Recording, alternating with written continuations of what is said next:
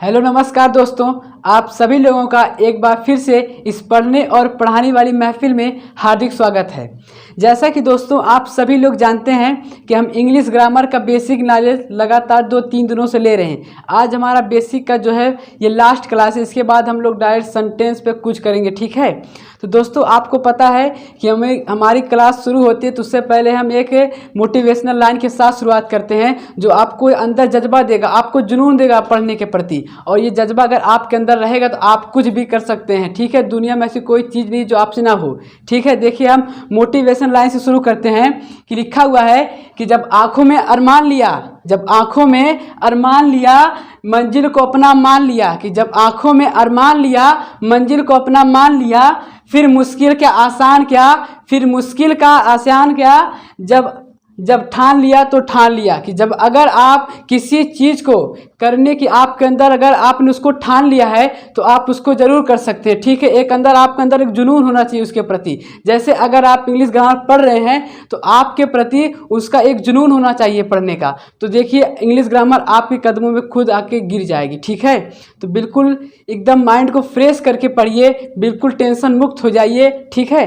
तो दोस्तों जैसा हम इसको मिटा देते हैं, अब देखिए हम लोग कल क्या पढ़े थे उसके बारे में थोड़ा सा एक बार जान लेते हैं, उसके बाद हम लोग आगे बढ़ते हैं, ठीक है। तो देखिए जैसा कि कल हमने आपको क्या बताया था, फ्रेज। क्या बताया था? फ्रेज। पहले तो सबसे पहले ये बताइए कि फ्रेज किससे बना है। देखिए फ्रेज किससे बना है? जब हमने वर्ड और वर्ड को आपस में क्या किया, जोड़ा।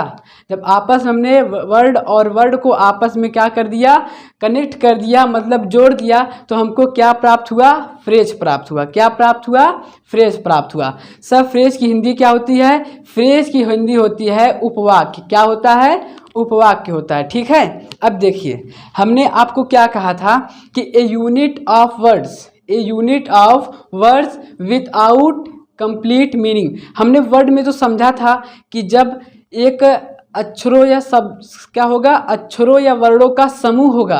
क्या होगा? समूह होगा जिसका एक अर्थ, जिसका अपना एक अर्थ निकलता है, वो तो वर्ड था। लेकिन फ्रेज में क्या होता है, हमको मतलब तो समझ में आता है लेकिन मैं कहना क्या चाहता हूँ ये आप लोग को नहीं समझ में आएगा, ठीक है। देखिए जैसे मैंने आपको कल बताया था, जल्दी से एक बार देख लीजिए। देखिए जैसे मैंने लिखा था राम एंड श्याम, ये मैं अगर अपने पहली वाली क्लास में बता चुका हूँ, ठीक है, इसलिए मैं इसको लिखाऊंगा नहीं। आप लोग उस वाली क्लास को देखिए, ठीक है। मैंने लिखा राम एंड श्याम। अब देखिए अब मैंने बोला राम एंड श्याम, ये तो पता चल रहा है कि हाँ राम और श्याम, लेकिन राम और श्याम क्या मतलब तो समझ में आ गया कि हाँ राम और श्याम है, लेकिन मैं कहना क्या चाहता हूँ वो नहीं समझ में आया, ठीक है। तो यही होता है फ्रेज, यानी शब्दों का ऐसा समूह जिसका हमको कोई अपना कंप्लीट मीनिंग, पूरा मीनिंग पता नहीं चलता है, वही क्या कहलाता है? फ्रेज कहलाता है। क्या कहलाता है? फ्रेज कहलाता है। देखिए हमने लिखा राम और श्याम, सर राम और श्याम क्या नहीं समझ में आया, तो क्या हो गया? फ्रेज। अगर हम बोलते कि राम और श्याम बाहर खड़े हैं, राम और श्याम बाजार गए हैं, राम और श्याम पढ़ रहे हैं, तब तो हमको पता चलता है ये हमें जानकारी दे रहा है, तो उसको सेंटेंस कहते हैं, ठीक है। पर यहाँ पर हमको जानकारी नहीं मिली, सिर्फ हमको इसका मतलब पता चला, अर्थ पूरा इसका हमको नहीं पता चला। ये क्या हो गया है? फ्रेज हो गया। क्या हो गया? फ्रेज। हमने बोला ब्लैक कार, क्या बोला? Black car. अब देखिए अब काली कार, काली कार क्या सुंदर है, बहुत सुंदर है, कि बहुत बेकार है, कि बेकार है, हमें कुछ नहीं पता चला। बस ये पता चला कि यहाँ ब्लैक कार है, उसका हमको अर्थ मतलब पूरा अच्छे से नहीं पता चला। अगर हाँ ये पता होता कि black car is very beautiful, Kali car बहुत सुंदर है, तब तो ये क्या हो जाता? सेंटेंस हो जाता, तब सेंटेंस ये होता। पर इसमें हमको पूरी जानकारी नहीं मिली। हमने लिख दिया ए रोड। अब एक सड़क, अब एक सड़क क्या, सड़क टूटी हुई है, सड़क बहुत अच्छी है, सड़क सॉफ्ट है, कुछ नहीं पता चला। सिर्फ क्या पता चला? ए रोड।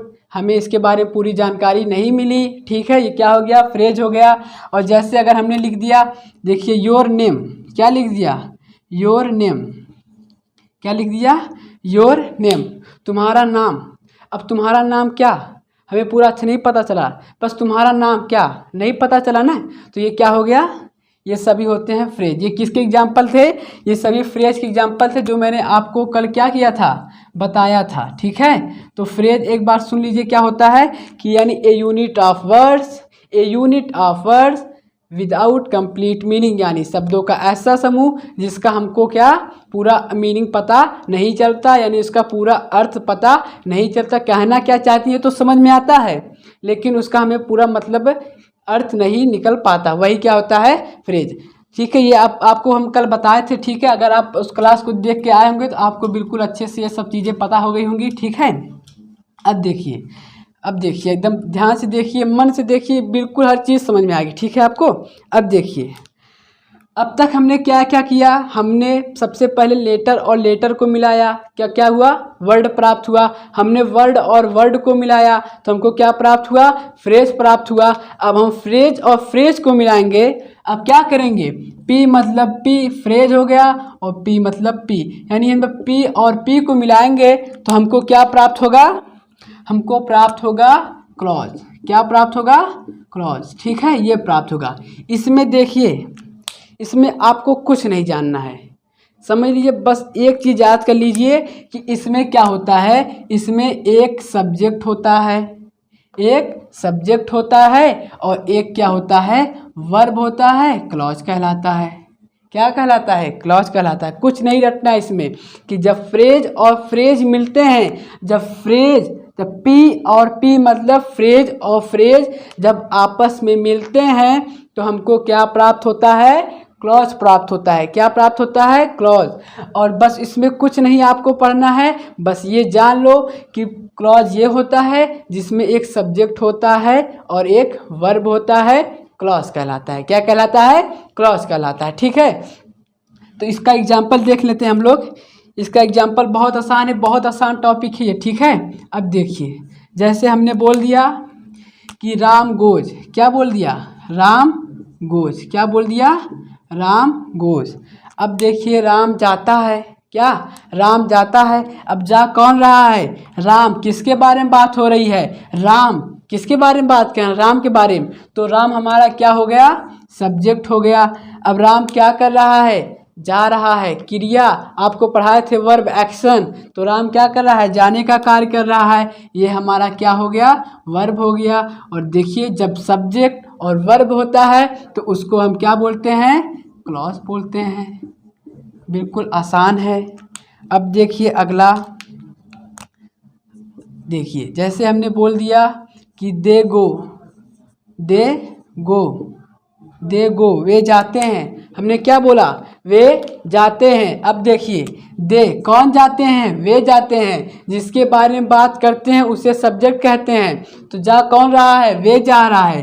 तो वे क्या हो गए, हमारे सब्जेक्ट हो गया। क्या हो गया, सब्जेक्ट हो गया। अब देखिए वे क्या, इसका जो वे है ये क्या कार्य कर रहा है, ये जाने का, सर ये जाने का कार्य कर रहा है। और जब जाने का कार्य यानी एक्शन कर रहा है, इसका क्या एक्शन है, जाने का, तो ये हमारा क्या हो गया, वर्ब हो गया।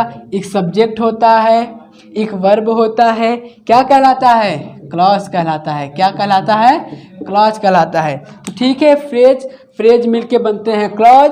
क्लॉज में कुछ नहीं, एक सब्जेक्ट होता है, एक वर्ब होता है, क्लॉज कहलाता है। हमने एग्जाम्पल दिया राम गोज, देखिए राम सब्जेक्ट हो गया, गोज वर्ब हो गया, क्लॉज हो गया। ठीक है, दे गो, वे जाते हैं। दे क्या हो गया, हमारा सब्जेक्ट हो गया, गो क्या हो गया, वर्ब हो गया। तो ये क्या कहलाएगा, क्लॉज कहलाएगा। तो उम्मीद है आप लोग इसको समझ गए होंगे। आप लोग इसको नोट कर लीजिए जल्दी से।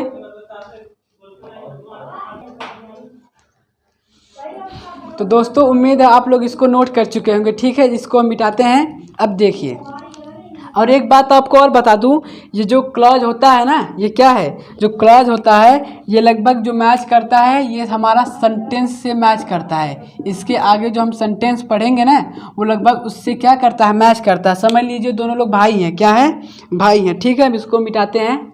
अब देखिए हमने लेटर और लेटर को मिलाया, क्या बना, वर्ड बना। और वर्ड को मिलाया, क्या बना, फ्रेज बना। और हमने जब फ्रेज और फ्रेज को मिलाया तो क्लॉज बना।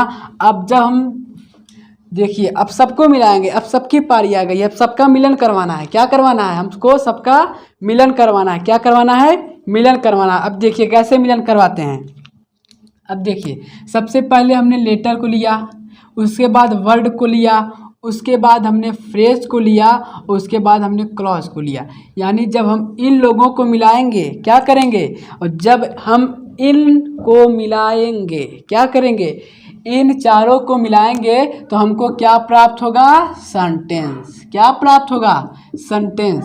और सेंटेंस का हिंदी होता है वाक्य। क्या होता है, वाक्य होता है। ठीक है भैया, हमने क्या कहा कि जब हमने लेटर, वर्ड, फ्रेज और क्लॉज को मिलाया है तो हमको क्या प्राप्त हुआ है, हमको सेंटेंस प्राप्त हुआ है। क्या प्राप्त हुआ है, सेंटेंस। सेंटेंस क्या होता है कि ये जो चारों हैं, ये चारों से मिलकर तो बना होता है और ये पूरी मीनिंग देता है। ये सबसे अलग, ये पूरी मीनिंग देता है। हमने कहा ना क्लॉज भी मीनिंग देता है, तो ये क्या हुआ, उसका भाई हुआ। क्या हुआ, भाई हुआ। तो सेंटेंस के बारे में हम पूरा कल अच्छे से समझेंगे। ठीक है, और उसके देखिए बस ये जान लीजिए कि सेंटेंस क्या होता है कि जो हमें पूरी जानकारी देता है। क्या करता है, पूरी जानकारी देता है। वो क्या कहलाता है, सेंटेंस कहलाता है। क्या कहलाता है, सेंटेंस कहलाता है। क्या कहलाता है, सेंटेंस कहलाता है। और ये सेंटेंस कितने प्रकार के होते हैं, 5 प्रकार के होते हैं। कितने प्रकार के होते हैं, 5 प्रकार के होते हैं। ठीक, वो सब हम समझेंगे। और देखिए ये सेंटेंस जो है ना, ये सेंटेंस के लिए सबसे ज़रूरी क्या होता है, सेंटेंस के लिए सबसे ज़रूरी जो है वो देखिए, हमें सबसे ज़रूरी जो है सेंटेंस के लिए सब्जेक्ट होता है और एक प्रेडिकेट होता है। इसको हम कल सब्जेक्ट और प्रेडिकेट बहुत अच्छे से समझेंगे। ठीक है, कल हम सब्जेक्ट प्रेडिकेट, आज थोड़ा सुन लीजिए सब्जेक्ट किसे कहते हैं और प्रेडिकेट किसे कहते हैं। देखिए सब्जेक्ट उसे कहते हैं कि जिसके बारे में हम बात करते हैं, जिसके बारे में क्या करते हैं, हम बात करते हैं, उसे सब्जेक्ट कहते हैं। जैसे वह खाना पका रही है, अब पका रही है खाना, कौन पका रही है, वह। तो वह क्या हो गया, सब्जेक्ट हो गया। क्या हो गया, सब्जेक्ट, क्योंकि हमने किसके बारे में बात किया है, वह के बारे में।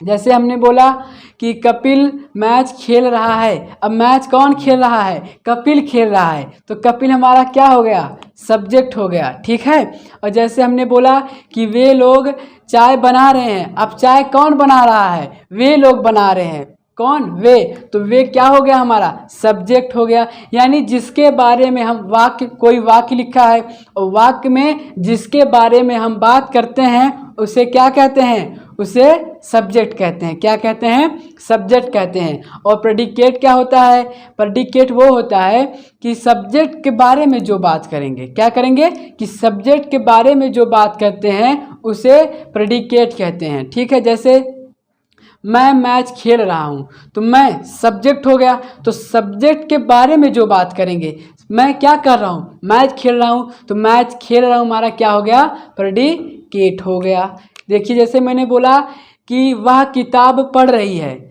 तो वह क्या, उसको किताब कौन पढ़ रहा है, वह पढ़ रहा है, तो वह तो पहले हो गया सब्जेक्ट। अब सब्जेक्ट के बारे में जो बात करेंगे, सब्जेक्ट के बारे में जो बात करेंगे उसे क्या कहते हैं, प्रेडिकेट कहते हैं। तो किताब पढ़ रही क्या हो गया, हमारा प्रेडिकेट हो गया। इसके बारे में कल पूरा सेंटेंस, सब्जेक्ट, प्रेडिकेट, अब पूरा हमारा बेसिक क्लास समझ लीजिए यहाँ पर समाप्त होता है। अब हम लोग शुरू करेंगे सेंटेंस।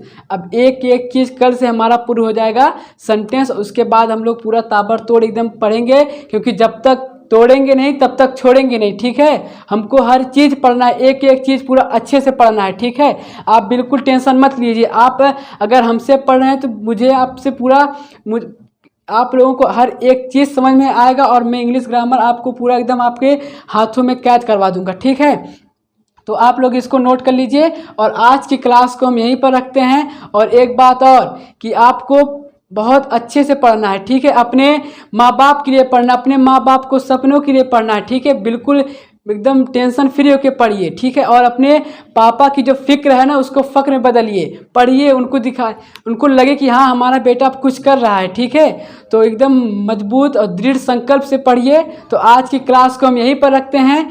उम्मीद है आप लोगों को समझ में आया होगा। और हाँ दोस्तों, एक बात और आपसे कहनी है कि अगर आपको एक क्लास पसंद आए तो लाइक करिए दोस्तों, कि जिससे हमको कुछ मतलब हमको लगे कि हाँ मैं जो पढ़ा रहा हूँ आप लोगों को समझ में आ रहा है। आप लोग क्या करते हो, देखते हो, लाइक नहीं करते, तो इससे हमारा मनोबल टूट जाता है। ठीक है, तो जब आप लोग लाइक और कमेंट करेंगे तो हमें लगेगा कि हाँ हम जो आप लोगों को पढ़ा रहे हैं आप लोगों को बहुत अच्छे से समझ में आ रहा है। ठीक है, तो दोस्तों आज की क्लास यहीं पर, आप सभी लोग अच्छे से पढ़िए। आप सभी लोगों का बहुत बहुत धन्यवाद। Bye bye.